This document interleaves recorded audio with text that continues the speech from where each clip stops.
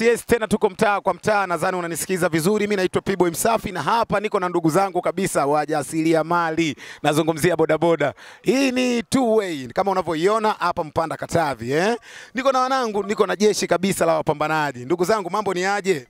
Shwari kabisa. Kama kaa Fulu. Niwa kuitwa P-Boy Msafi kutoka Mahari Media. Wewe unaitwa nani? Naitwa Lenadi William Shigoelo kutoka Mikocheni.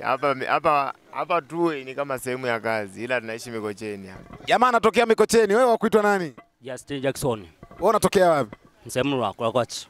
Inamaanisha mpaka hapo Semula wana ujio wanatambua kabisa kwamba kuna kijana yuko anapambana huko kwa ajili yao, lakini kuna ndugu yetu hapa anatokea Mikocheni. Ndugu yangu kwanza hapo, mambo ni vipi? Swali vipi? Kama kaa. Safi, mambo vipi? Naitwa George. Ndio. Sasa sisi kama Mahari Media tuko hapo kwa ajili ya kutambua kwamba hivi mnatambua ujio wa Ndaro na Steve siku ya tarehe 20 Pasaka.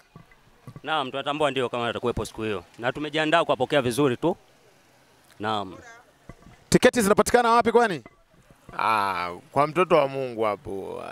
Kwa mtoto wa Mungu. We tiketi kwa upande mwingine tiketi zinapatikana wapi? Sasa mimi natambua kwa mtoto wa Mungu hapo mtaa Simba hapo.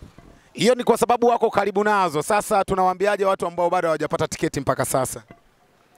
Tunaendelea tena kuwapa taifa wengine ambao hawajapata taifa hivyo, kama sisi kwa kuwa mshatutembea kama hivi, tunaendelea kuhamasisha na wenzetu ambao labda hawapo hawajafika nini hivyo.